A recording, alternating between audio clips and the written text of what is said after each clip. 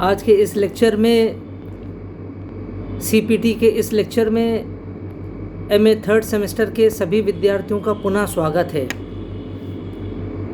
पिछले लेक्चर में हमने आपसे जो बात किया था पॉजिटिविज़म के बारे में, उसी के आगे आज बात और करनी है। आपको जैसे पता है कि मेरे पिछले 2 लेक्चर्स प्रत्यक्षवाद से संबंधित विषय पर बात चल रही है और इस संदर्भ में हमने आपसे जो बात किया था वो ये था कि प्रत्यक्षवाद क्या है, प्रत्यक्षवाद की मूल मान्यताएं क्या है, what are the basic assumptions of positivism, और इसकी उत्पत्ति कैसे हुई, कौन कौन से विचारक इससे जुड़े हैं। इस संदर्भ में हमने आपसे जो बात किया था वो ये था कि प्राचीन यूनान जगत के कुछ विचारक हैं, सोफिस्ट विचारक हैं, जिसमें प्रोटागोरस का नाम आता है, जिसमें यूनान जगत के सुकरात और प्लेटो और अरस्तु के बाद के जो विचारक हैं, विशेष रूप से जो एपिक्यूरियन फिलॉसफी से संबंधित विचारक हैं, उनका भी नाम जुड़ा हुआ है संशयवाद से। और फिर आगे चिंतन के इतिहास में आधुनिक काल में कुछ और विचारक हैं जो इस विचारधारा से संबंधित हैं, और उन विचारकों में से अगर हम प्रमुख विचारकों का अगर हम नाम लें कि कौन कौन से विचारक इससे जुड़े हैं, तो इसमें डेविड ह्यूम का नाम बहुत इम्पोर्टेंट है। साथ साथ डेविड ह्यूम आप जानते हैं कि he is a British scholar, British philosopher. August Comte का नाम इससे जुड़ा हुआ है, he is a French philosopher. Spencer का भी नाम इससे जुड़ा हुआ है, he is also associated with this theory and as well as John Stuart Mill. ये कुछ ऐसे महत्वपूर्ण विचारक हैं। जब हमने आपसे इसकी उत्पत्ति के बारे में बात किया था कि कैसे धीरे धीरे ये विचारधारा उत्पन्न हुई, तो आधुनिक काल में के समय में प्रत्यक्षवाद को एक बल मिला, ऊर्जा मिली फ्रेंच एनलाइटनमेंट मूवमेंट से। जो फ्रांस का जो बौद्धिक आंदोलन था, उससे प्रत्यक्षवाद को काफ़ी बल मिला। और फ्रेंच एनलाइटनमेंट से कुछ महत्वपूर्ण विचारक भी जुड़े हुए हैं, जैसे इसमें डेनिस डिद्रो विचारक है। डेनिस डिद्रो DIDEROT डिद्रो, डेनिस डिद्रो है। इसमें सेंट साइमन है, और एक विचारक है क्लॉड हेनरी। ये तीनों फ्रेंच विचारक हैं। यानी ऑगस्ट कॉम्टे एक ऐसा महत्वपूर्ण विचारक है इस संदर्भ में, जिसके ऊपर ये 3 विचारकों का बड़ा प्रभाव पड़ा। फिर से एक बार सुन लीजिए, आधुनिक काल में प्रत्यक्षवाद को बहुत सहारा मिला। It got a very, you can say, a congenial atmosphere to grow because of the French enlightenment movement of the 18th century, 18वीं शताब्दी में जो ये बौद्धिक आंदोलन चला। और इस आंदोलन से जुड़े हुए जो महत्वपूर्ण विचारक हैं वो फ्रांस के विचारक हैं। हालांकि George Berkeley, he is a British scholar and he has also contributed to the growth of positivism, but it is basically the French scholars who are more associated with the theory of positivism। और जो एक सबसे महत्वपूर्ण विचारक है इसमें, वो है August Comte. He is a French philosopher. The positive philosophy is the name of his book that was written by him in the year 1739। August Comte ने पुस्तक लिखा था the positive philosophy in the year 1739। He wrote this book, और इसमें उसने अपनी प्रत्यक्षवाद की विचारधारा को इसके दर्शन को विस्तार दिया। लेकिन कॉम्टे जो प्रत्यक्षवाद का एक बहुत बड़ा प्रवर्तक माना जाता 18वीं शताब्दी में, and it won't be wrong to say that he is also considered as a father of positivism. आधुनिक काल का प्रत्यक्षवाद का उसको जनक भी कहा जाता है। 18वीं शताब्दी में कई विचारक था और इस विचारक ने प्रत्यक्षवाद को बड़े वैज्ञानिक तरीके से एक सिस्टमैटिक वे में इसको एक्सप्लेन किया है। लेकिन कॉम्टे से पहले भी कुछ महत्वपूर्ण विचारक थे जिसमें डेविड ह्यूम का नाम आता है। David Hume again he is also a French scholar, a French philosopher,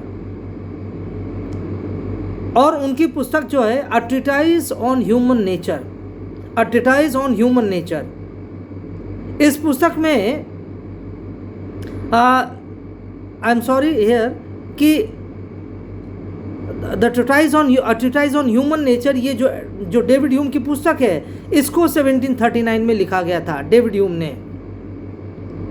और जो ऑगस्ट कॉम्टे की पुस्तक है the positive philosophy, it was written somewhere in the year 1830। 1830 में ऑगस्ट कॉम्टे की पुस्तक आई थी द पॉजिटिव फिलॉसफी। तो यहाँ ईयर को थोड़ा जरा ठीक कर लीजिएगा, संशोधित कर लीजिएगा। तो 1739 में डेविड ह्यूम की पुस्तक थी a treatise on human nature, a treatise on human nature in the year 1739 by David Hume. और 1830 में ऑगस्ट कॉम्टे की पुस्तक थी द पॉजिटिव फिलॉसफी। तो हम यहाँ पर आपको ये बता रहे थे कि ऑगस्ट कॉम्टे पर प्रभाव पड़ा है डेविड ह्यूम का। डेविड ह्यूम के साथ साथ उसी के कंट्री के फ्रांस के जो और विचारक है जिसमें डेनिस दिद्रो है, वो भी कंटेम्प्रेरी, थोड़ा सा पहले का समय है उसका, Denis Diderot, Saint Simon and Claude Henri, ये तीन ऐसे विचारक है, चार ऐसे विचारक है जिन्होंने ऑगस्ट कॉम्टे के प्रत्यक्षवादी विचारधारा को बहुत ज़्यादा प्रभावित किया है। David Hume, Saint Simon, Claude Henry and Denis Diderot. All these philosophers, they influence Comte to a very great extent. लेकिन इन सब में भी अगर कॉम्टे के बारे में बात करने से पहले इन चारों में से देखें किसका ज़्यादा प्रभाव है, तो हम कह सकते हैं यहाँ पर डेविड ह्यूम का बहुत बड़ा प्रभाव है। और इंग्लैंड का जो विचारक है, दार्शनिक है जॉर्ज बर्कले, उसका भी बहुत प्रभाव है।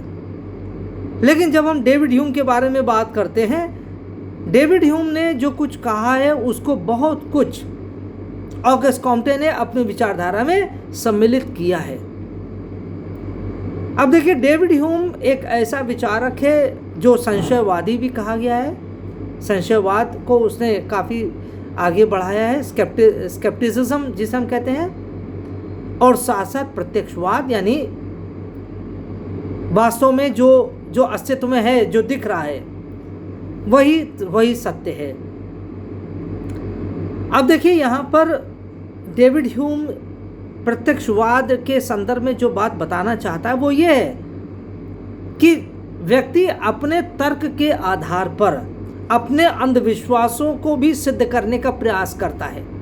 David Hume says that an individual tries to justify his misbeliefs, his superstitions just on the basis of his power of logic, जो हमने पिछले टर्न पर हमने आपसे कहा था, यानी अपने तर्क शक्ति के आधार पर, अपने तर्क शक्ति के आधार पर एक व्यक्ति अपने अंधविश्वासों को भी सिद्ध करने का प्रयास करता है, लेकिन कहता है ये बात ठीक नहीं है, दिस इज नॉट करेक्ट। कहता है कि आप तर्क के आधार पर आप मानव समाज को आप सिद्ध नहीं कर सकते हैं। अपने तर्क के आधार पर आप ह्यूमन सोसाइटी को, आप नेचर को आप सिद्ध नहीं कर सकते। तर्क के आधार पर आप मॉरलिस्टिक इश्यूज को तो आप बात कर सकते हैं, नैतिक प्रश्नों को आप अपने तर्क के आधार पर सिद्ध कर सकते हैं, जैसे सुकरात ने, जैसे प्लेटो ने किया। What is justice, what is a philosopher ruler, what is a good system of education, what could be a good state, ये सारे जो विषय हैं ये आप अपने तर्क के आधार पर कर सकते हैं। लेकिन कहता है कि जहाँ पर यथार्थ जगत के संदर्भ में जब बात आती है वहाँ पर आपका ये तर्क काम नहीं आता है। आप तर्क के आधार पर गणित तो आप कर सकते हैं, you can solve mathematics, you can solve numerology, you can solve arithmetic on the basis of your logic, but definitely you cannot solve the complex phenomena or the complex problems of the human nature or the human society just on the basis on your power of logic। तो तर्क हमें कुछ हद तक हमें आगे तो बढ़ाता है, लेकिन हमें फाइनल डेस्टिनेशन तक नहीं पहुंचा सकता है। इसलिए उसने, हमने जैसे पिछले लेक्चर में कहा था, हमें यह समझने की आवश्यकता है, जो प्रत्यक्षवादी है, प्रत्यक्षवाद भी आखिर अपने तर्क का सहारा लेते हैं, पावर ऑफ लॉजिक, यानी अपनी आपके लिए सिद्ध करने के जो क्षमता होती है, चीज़ों को सिद्ध करना चाहते हैं, लेकिन वो कहते हैं ये केवल इतने से ही आप मानव समाज के घटनाओं को, मानव समाज की प्रकृति के समस्याओं को आप सुलझा नहीं सकते हैं। इसी बात को तो मार्क्स ने भी कहा था, कार्ल मार्क्स ने भी कहा था। मार्क्स ने भी हीगल के समस्या को उठाते हुए कहा था कि आप अपने विचार से सब कुछ आप सिद्ध नहीं कर सकते हैं। जो पदार्थ है, जो मैटर है, आप उसको जब अवलोकन करेंगे, उसका अध्ययन करेंगे, तब आपको उसमें समस्याएं क्या है तब आपको पता चलेगी। So Karl Marx had also raised a similar question wherein he repudiated Hegel's philosophy of idea, और इसलिए उसने कहा था what can be seen, things that we can see, that is this physical world that is observable should be the real basis of our analysis। अर्थात जो वास्तव में हमको दिख रहा है हम उसका परीक्षण करें, हम उसका निरीक्षण करें, उसमें हम नियमितताओं को खोजने का प्रयास करें। इस बात को डेविड ह्यूम कहता है और लगभग कार्ल मार्क्स भी यही बात कुछ कहता है। तो जो पदार्थ जगत में हमको जो चीज़ें दिख रही हैं, what we can observe in this world through our eyes और थ्रू आवर सेंसरी ऑर्गन्स, हम अपने ज्ञानेंद्रियों से, जिसमें हमारे नेत्र भी शामिल हैं, जिसमें हमारे कान और नाक और हमारे अन्य ज्ञानेंद्रियां सम्मिलित हैं, हम उन चीज़ों के आधार पर हम जगत को, हम मानव प्रकृति को, इस समाज की विभिन्न घटनाओं को जानने का हमें प्रयास करना चाहिए। इसीलिए our analysis should be based on observation, on experimentation, and through the agency of observation and experimentation we should try to search the phenomena of regularity। अर्थात जो नियमितता की जो प्रक्रिया होती है, नियमितता की प्रक्रिया से तात्पर्य क्या, अर्थात एक नियम के आधार पर जो चीज़ें बार बार अकर हो रही है, not random but things that are occurring on almost a set pattern in a regular way, in a regular fashion, those things should form our basis of analysis। हमारे लिए सामाजिक विज्ञान वही है। तो अर्थात आप तर्क के आधार पर आप सब कुछ सिद्ध नहीं कर सकते, और इसीलिए डेविड ह्यूम ने तर्कशास्त्रियों की आलोचना भी किया है, जिसमें हॉब्स, लॉक, रूसो शामिल हैं। डेविड ह्यूम ने कहा दे were great logicians. Logician, logic से वर्ड बनता है लॉजिशियन, तो ये बहुत बड़े तर्कशास्त्री थे। दे वर स्पेक्युलेटिव थिंकर्स। हमने पिछले अपने लेक्चर में ही बताया था आपको कि कैसे हॉब्स भी, लॉक भी, रूसो भी इस बात को स्पेक्युलेट करते हैं कि एक समय ऐसा रहा होगा जो आदिम अवस्था से जुड़ा रहा होगा. There would have been a time which could be termed as a primitive stage or primitive society. उस समय मनुष्य अपने आदिम अवस्था में रहा होगा. उस आदिम अवस्था में कुछ नहीं, वो एक पशु की भांति वो आचरण करता होगा, व्यवहार करता होगा. और उस पशुवत समाज में व्यक्ति के जीवन की कोई सुनिश्चितता नहीं होती थी. ये माना उन्होंने, हॉब्स ने भी माना. Man's life in the state of nature was solitary, poor, nasty, short and brutish. मनुष्य का जीवन प्राकृतिक समाज में, प्राकृतिक समाज यानी आदिम समाज में, बड़ा दुर्दशापूर्ण, रक्त रंजित, क्षणभंगुर, शुद्र, संकीर्ण इत्यादि इत्यादि वो एडजेक्टिव्स का इस्तेमाल करता है और बताता है ऐसा आदिम समाज रहा होगा. इसी तरह से रूसो ने भी नोबल सैवेज का विचार दिया. आदर्श बर्बर, मनुष्य का जीवन आदर्श बर्बर रहा होगा आदिम समाज में. इसलिए डेविड ह्यूम ने कहा ये तो आप अपने इमेजिनेशन पर बेस करके आप थ्योरी बता रहे हैं. इसलिए सोशल कॉन्ट्रैक्चुअलिस्ट के जो विचारक हैं उनकी आलोचना करता है डेविड ह्यूम. इसने कहा कि you cannot simply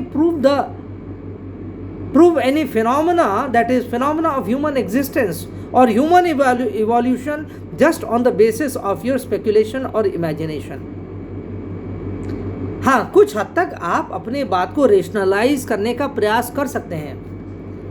you can be rationalistic to some extent. आप अंधविश्वास पे तो आप नहीं चल रहे हैं, लेकिन आप तर्क का आश्रय ले सकते हैं. But it has its own limit. तर्क वहीं तक काम आता है जहाँ पर चीज़ें बहुत सरल होती हैं. वे things are very easy, very simple. इसीलिए कहता है गणित के अगर आप प्रश्नों को अगर आप सॉल्व करने का प्रयास करेंगे तो if X is equal to Y then Y is equal to how much, ये जो इस तरह के हम लोग जो पहले पढ़ चुके हैं वो थ्योरम्स, वो सम्स वैसे सॉल्व हो सकते हैं. लेकिन मानव समाज ऐसा नहीं हो सकता है. इसलिए कहता मानव समाज को तो हमें वास्तविक जगत में रहकर अपने उसको ऑब्जर्व करते रहना है कि मनुष्य कैसा है, मनुष्य वास्तव में सभ्य है कि नहीं है, उसको ऑब्जर्व करना होगा. और साथ साथ अपने ऑब्जर्वेशन में हमें कुछ ऐसे नियम ढूंढने होंगे जो बार बार वही फिनोमेना हमारे सामने ला रहा है. इसलिए डेविड ह्यूम ने कॉन्ट्रैक्चुअलिस्ट थिंकर्स की आलोचना किया है और कहा ये गणित के आधार पर आप मानव समाज के इवोल्यूशन को आप सिद्ध नहीं कर सकते हैं. ये गणित का प्रश्न नहीं है कि आप मानव समाज को आप बता दें हम ऐसा माना कि ऐसा आदिम समाज रहा होगा, आदिम समाज में व्यक्ति पशुवत रहा होगा. ये सारी थ्योरीज वहाँ काम नहीं आएगी. अब डेविड ह्यूम ने ये बताया प्रत्यक्षवाद के आधार पर. उसने कहा कि मनुष्य का स्वभाव सामाजिक है, हम इस चीज़ को मानते हैं. डेविड ह्यूम की इसीलिए पुस्तक है a treatise on human nature. मनुष्य की प्रकृति पर एक नियम या एक ऐसे ट्रीटी तो संधि कहते हैं, है ना. टू ट्रीटाइजेस ऑन सिविल गवर्नमेंट्स, ये लॉ की पुस्तक का नाम था. नागरिक सरकार पर 2 निबंध.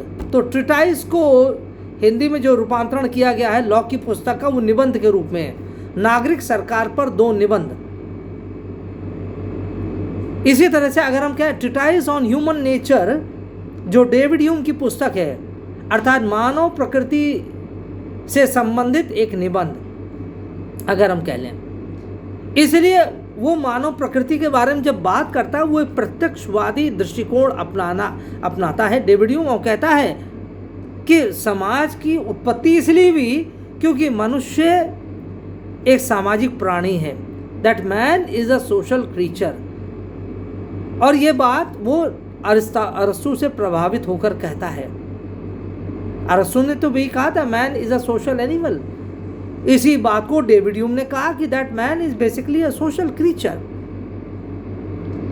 और व्यक्ति का ये जो सामाजिक जो उसका गुण है वही प्रेरित करता है व्यक्ति को समाज में रहने के लिए। लेकिन जब वो समाज में रहने आया, पहले जब रहने आया, उसने देखा कि समाज बहुत ही अराजकता के दौर में है। Because man is basically social in nature, social by nature, but when he enters into the human society, he saw that everything was in a state of anarchy. पशुओं की तरह जीवन था, आदिम समाज था। अब देखिए दोनों में कुछ समानता भी है। सोशल कॉन्ट्रैक्चुअलिस्ट थिंकर जो बात कह रहे हैं और जो प्रत्यक्षवादी डेविड ह्यूम कह रहा है, लेकिन मूल अंतर क्या है कि सोशल कॉन्ट्रैक्चुअलिस्ट थिंकर्स वो सारी बातें अपना तर्क के आधार पर कह रहे हैं, अनुमान लगा रहे हैं, अनुमान कर रहे हैं, वो स्पेकुलेट कर रहे, इमेजिन कर रहे हैं। लेकिन डेविड ह्यूम वो इमेजिन नहीं कर रहा, वो मान के चल रहा है, क्योंकि उसने मनुष्य की प्रकृति का अध्ययन किया है। He has studied the human nature and he has found that there is a phenomena in the human nature that is associated with the social instinct of an individual. उसने मनुष्य की मानसिक प्रक्रिया का या स्वभाव की प्रक्रिया का अध्ययन किया और उस अध्ययन के आधार पर वो इस निष्कर्ष पर पहुंचा कि मनुष्य मूल रूप से एक सामाजिक प्राणी है। हम इतिहास को, हजारों वर्ष के इतिहास को हम उठाकर देख लें कि मनुष्य जब रहा है, झुंड में रहा है और एक किसी न किसी प्रकार का समाज बना के रहा है। चाहे वो गांव के रूप में रहा हो, ग्रामों के रूप में रहा हो, चाहे वो आदिवासियों के समूह में रहा हो, चाहे वो एक बिल्कुल विशुद्ध एक जंगली जीवन के रूप में, झुंड के रूप में रहा हो, लेकिन वह रहा है, हमेशा ग्रुप में रहा है। वो अलग छितर बितर के नहीं रहा है। इसलिए on the basis of his study, on the basis of his analysis of human nature, he says that man is basically a social creature. जैसे अरस्तु ने भी इसी बात को कहा था, तो डेविड ह्यूम भी इसी बात को कहता है कि मनुष्य मूल रूप से एक सामाजिक प्राणी है और वो समाज में रहना चाहता है। लेकिन जब वो समाज में रहने आया होगा तो समाज में उसने अराजकता देखी होगी, समाज में एकजुट होकर रहने लायक परिस्थितियां उसने नहीं देखा होगा। Therefore he decided to form some kind of government. व्यक्ति ने फिर किसी प्रकार के सरकार को या किसी प्रकार की शासन व्यवस्था को स्थापित करने की बात सोची होगी, कही होगी, और वे कहते हैं ये बात सत्य है। It is a proven fact कि मनुष्य मूल रूप से सामाजिक है, सामाजिक प्राणी है और इसीलिए समाज में रहना चाहता है और समाज की अराजकता को दूर करने के लिए वो किसी न किसी प्रकार की एक अच्छी सुदृढ़ शासन व्यवस्था स्थापित करने का प्रयास करता है। Everything is occurring just on the basis of the social nature of man. David Hume से therefore he is a positivist thinker। और संशयवादी इसलिए जैसे हमने कहा था क्योंकि उसने हॉब्स, लॉक, रूसो जो बात कहते हैं उसके ऊपर संशय उसने व्यक्त किया। समझौतावादी विचारधारा पर उसने संशय व्यक्त किया और कहा कि ये तो पूरा प्रश्न चिन्ह इस पर लगा है। आप इफ एंड बट के आधार पर आप अपना अध्ययन नहीं कर सकते हैं। आप एक्सियम्स के आधार पर आप अध्ययन नहीं करते। एक्सियम्स का मतलब है आप पूर्व कल्पना के आधार पर हाइपोथेसिस बनाकर आप मनुष्य की प्रकृति का और समाज का, मानव समाज का अध्ययन नहीं कर सकते हैं। You cannot simply study human nature and the human society just on the basis of certain axioms, on the basis of certain presuppositions that you decide by yourself. And because human nature and human society are very complex in nature, Therefore, your power of logic, your power of speculation, your power of imagination is not going to work to that extent where you can come across, where you come to some definite conclusions. आप तर्क के आधार पर मानव समाज और मानव प्रकृति को उस extent तक, उस सीमा तक अध्ययन नहीं कर सकते जहां पर आपको सही उत्तर मिल पाए। इसीलिए हमने देखिए, जैसे पहले का और फिर इस बात को कह रहे हैं कि डेविड ह्यूम ने तर्क की वैधानिकता पर या तर्क की आवश्यकता को उसने असिद्ध करने का प्रयास नहीं किया है। He believes in the existence of logic or in the power of logic, but he says this logic has limitations when you talk something in reference to human society and in reference to the human nature. गणित का जैसा हमने होता है, गणित हो या इस प्रकार के प्राकृतिक विज्ञान हो, आप वहां पर तर्क आप लगा सकते हैं, लेकिन यहाँ पर मानव समाज के संदर्भ में आप तर्क का प्रयोग करेंगे, लेकिन उसकी अपनी सीमाएं हैं। इसलिए डेविड ह्यूम ने सारी जो जितनी भी बात बताई है वो मनुष्य की, जो उसके मनुष्य में प्रत्यक्षवादी जो गुण हैं, प्रत्यक्षवादी जो तत्व हैं, अर्थात जो सकारात्मक तत्व हैं, जो कुछ वास्तव में है मनुष्य की प्रकृति में, उसने उसको ऑब्जर्व किया और उस ऑब्जर्वेशन के आधार पर, अपने अनुभव के आधार पर, जिसे हम कहते हैं एम्पिरिसिज्म के आधार पर, अनुभववाद के आधार पर, अपने एक्सपीरियंस के आधार पर डेविड ह्यूम ने मनुष्य की प्रकृति को समझने का प्रयास किया है और मनुष्य की प्रकृति के साथ साथ मानव समाज की उत्पत्ति का प्रश्न भी जुड़ा हुआ है। The issue of the evolution of human society is very much attached to the notion of human nature, because human nature gives rise to the society, and if there was a different kind of human nature that would have preferred to live in isolation like animals, most of the animals do, then perhaps the human society would have also been patterned on those kinds of lines. अगर मनुष्य की प्रकृति अगर सामाजिक नहीं होती तो संभवतः समाज के मानव समाज की उत्पत्ति भी सामाजिकता के आधार पर नहीं होती। ये समाज होता, लेकिन ये बिल्कुल कट ऑफ ये समाज होता, बिल्कुल आइसोलेटेड ये ह्यूमन सोसाइटी होती। लेकिन अब ये जो ह्यूमन सोसाइटी ये ग्रेगेरियस है, ये झुंड में रहती है, एक समूह बनाकर रहती है, चाहे गांव में रहे, चाहे जनपद में रहे, चाहे वो एक राज्य नाम की संस्था बनाकर रहे, लेकिन वो किसी न किसी प्रकार के समूह में या संगठन में ये रहती है। ये मानव समाज किसी न किसी प्रकार के संगठन में रहता है। इसीलिए डेविड ह्यूम प्रत्यक्षवादी विचारक है। वो अनुभव को बहुत ज़्यादा महत्व देता है और कहता है तर्क तो जहाँ पर समाप्त होता है उसके बाद अनुभव, आपका अनुभव जो है, आपकी जो आंखें, आपका जो मस्तिष्क, जो आपकी आंखें देख रहे हैं, वो आपको मस्तिष्क को वो सब कुछ सिग्नल्स भेज रहा है।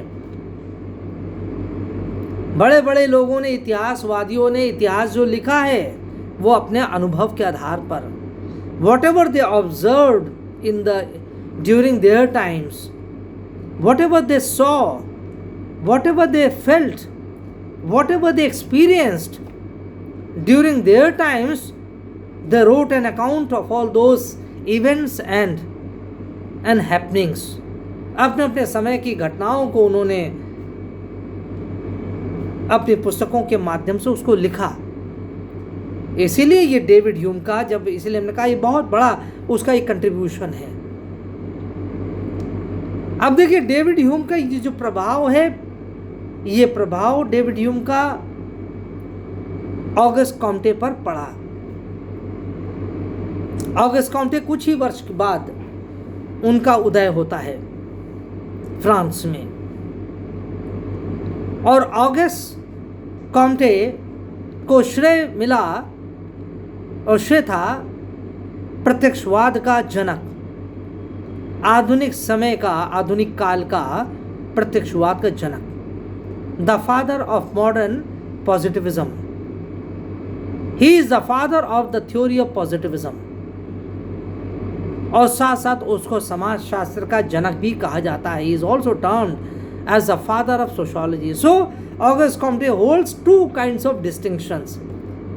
दो प्रकार के उसको आप कह लीजिए कि ऑनर मिले हैं, सम्मान मिला है. लेकिन जो उसको सम्मान मिला उसमें डेविड ह्यूम का बहुत बड़ा हाथ है. इसीलिए हमने डेविड ह्यूम की पृष्ठभूमि बताई है.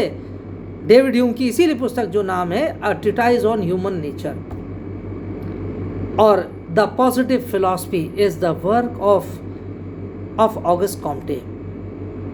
अब देखिए जो ऑगस्ट कॉम्टे का जो विचार है, उस विचार में, उस दर्शन में प्रत्यक्षवाद जो है वो स्पष्ट रूप से देखने को, और ज़्यादा स्पष्ट रूप से देखने को मिलता है. और कहता है, उसने बताया कि मनुष्य के ज्ञान, जो मनुष्य का ज्ञान है, मनुष्य का ज्ञान 3 स्तरों से गुजरता हुआ अंतिम स्तर तक पहुंचता है. अंतिम स्तर यानी प्रत्यक्षवादी स्तर पर पहुंचता है. समझ लीजिए जो ऑगस्ट कॉम्टे कह रहा है, कहता मनुष्य का ज्ञान यानी ज्ञान, मनुष्य से जुड़ा हुआ कोई भी ज्ञान होगा, चाहे सामाजिक क्षेत्र में, चाहे सांस्कृतिक क्षेत्र में, चाहे राजनीतिक क्षेत्र में, चाहे प्राकृतिक विज्ञानों के क्षेत्र में, किसी भी क्षेत्र में कोई भी ज्ञान होगा. Knowledge whether it is related to social sciences और to the natural sciences will always evolve to 3 stages. It will always pass through 3 stages before it becomes a concrete knowledge. A knowledge that is reliable, a knowledge that is you can say that is worth mentioning, that could really qualify to be called as a real knowledge. यानी सब कुछ कहते हैं ज्ञान तो है, लेकिन वास्तव में जो ज्ञान है, अर्थात जो प्रत्यक्षवादी ज्ञान है, प्रत्यक्षवाद तक पहुंचने के लिए किसी भी ज्ञान को 3 स्तरों से पास होना अत्यंत अनिवार्य है. There are 3 stages of evolution of any knowledge, any system of knowledge. ज्ञान के विकास के 3 चरण होते. तो पहला चरण कौन सा है? The first stage he says is the theological state. पहला जो चरण है वो थियोलॉजिकल स्टेट है, अर्थात आप कह लीजिए कि जो धार्मिक विचार है, जो धार्मिक, इसका हिंदी में अगर हम देखना चाहें, इसका हिंदी में जो कहा गया है, अर्थात धर्म मीमांसीय अवस्था. धर्म मीमांसीय अवस्था थोड़ा टेक्निकल वर्ड है ना. धर्म मीमांसीय अवस्था दैट